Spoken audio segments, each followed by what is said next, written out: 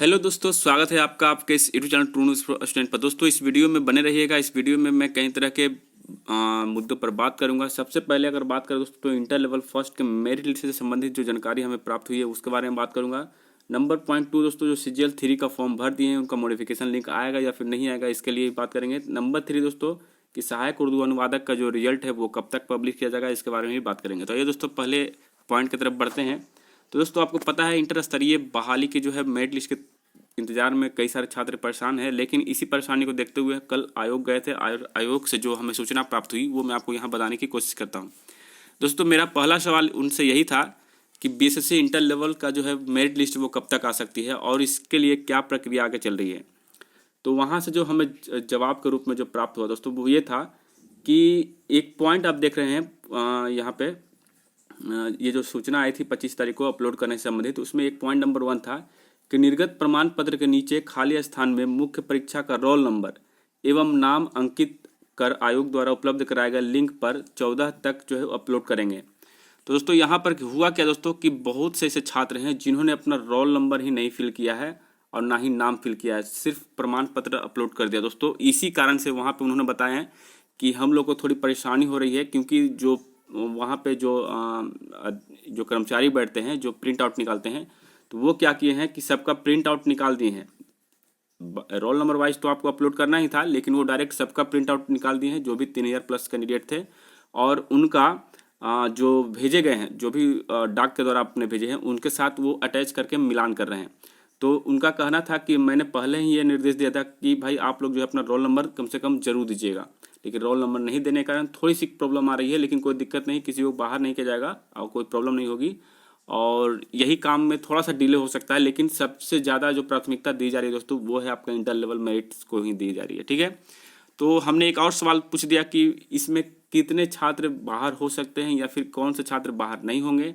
तो उनका कहना था कि इसमें से कोई भी छात्र बाहर नहीं हो रहा है, खास करके जो डॉक्यूमेंट वेरिफिकेशन करवा लिए हैं वही छात्र बाहर होंगे जिनको डॉक्यूमेंट में गड़बड़ी दिखने को मिलेगी। यानी कि मान लीजिए आप NCL के अंतर्गत नहीं आते हैं और NCL का फॉर्म आपने भर दिया है, मैंने OBC या MBC भर दिया है, तब उनको बाहर किया जाएगा, बाकी किसी को बाहर नहीं किया जा रहा है। यानी दोस्तों लगभग सभी का यहाँ पे मेरिट लिस्ट बनने जा रहा है। ठीक है, तो आइए दोस्तों आगे बढ़ते हैं कि ये जो है मेरिट लिस्ट कब तक आ सकती है। तो दोस्तों उन्होंने कहा कि 22 तारीख से जो है उम्मीद रख सकते हैं, 22 के बाद कभी भी जारी किया जा सकता है। उन्होंने एक डेडलाइन बताया कि 22 तारीख तक आप उम्मीद रखिए, 22 के बाद जो है इस पर कार्य किया जाएगा बहुत तेज़ी से। अभी फिलहाल मिलान का काम चल रहा है, जो NCL वाले लड़के जो फॉर्म भरे हैं और जो अपलोड किए हैं उसी का मिलान हो रहा है। जैसे ही मिलान खत्म होता है उसके बाद मेरिट लिस्ट फ्रेश रूप से तैयार की जाएगी और मेरिट जो है जारी कर दिया जाएगा, यही बात उन्होंने कही। ठीक है, और चलिए आगे बढ़ते दोस्तों। और अगला सवाल ये था कि थर्ड CGL 3 का जो है वो मॉडिफिकेशन लिंक जारी करेंगे कि नहीं। तो दोस्तों उनका कहना है कि हम लोग मॉडिफिकेशन लिंक जो है वो जारी नहीं करेंगे। तो इस पर हमने सवाल किया कि आखिर क्यों भाई, बहुत से लड़के जो है मॉडिफिकेशन कल जो है डिमांड कर रहे हैं और गलतियां हुई है। तो उनका कहना है कि अगर मॉडिफिकेशन करवाते हैं तो हो सकता है और गलतियां बढ़ जाए। बोले कैसे भाई? तो उन्होंने कहा कि जरा सोचिए कि आज मॉडिफिकेशन लिंक हम दे देते हैं तो जो सही से फॉर्म भर दिए वो भी गलती करना स्टार्ट कर देंगे, वो भी एडिट करेंगे वगैरह वगैरह, फिर वो भी गलती करेंगे।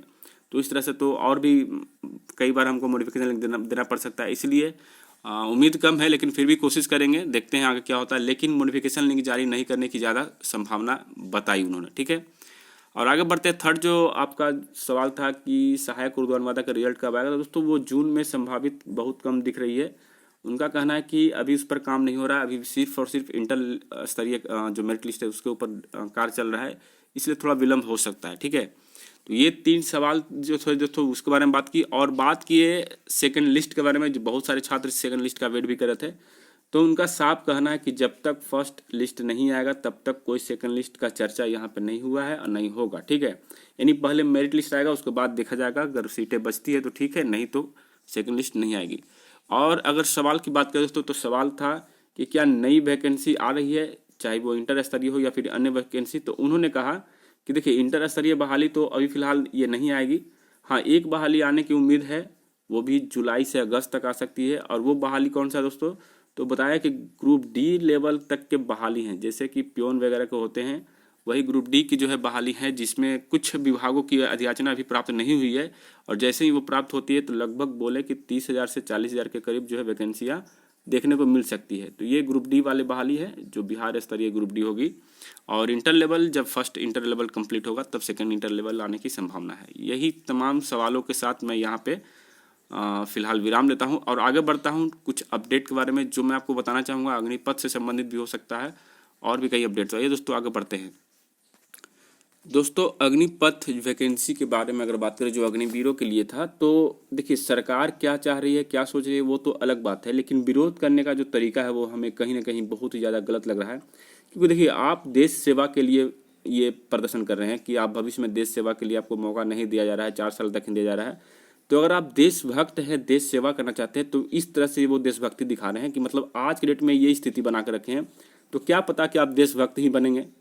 जरा सोचिए, आप करोड़ों करोड़ों रुपए की संपत्ति बर्बाद कर रहे हैं, दर्जनों हजारों लोग जो हैं आपके चलते प्रभावित हो रहे हैं, उनकी इमरजेंसी सेवाएं बंद हो सकती है। मान लीजिए कोई सीरियस व्यक्ति है, वो बेचारा दम तोड़ देगा, और संपत्ति की जो क्षति पहुंचा ही रहे प्लस लूटपाट भी आप कर रहे हैं। देखिए यहाँ पे बता दूं, आगे आइए, देखिए बिहटा में टिकट काउंटर फूका और रुपये भी लूटे। देखिए ये कौन सा मतलब सिस्टम है भाई, कौन से छात्र आप रहे हैं? आप जैसे छात्र को देशद्रोही भी कहा जा सकता है। अरे आप देशभक्ति की बात करते हैं, देश सेवा की बात करते हैं, तो सेवा कहाँ से शुरू होता है? आपके घर से सेवा शुरू होती है।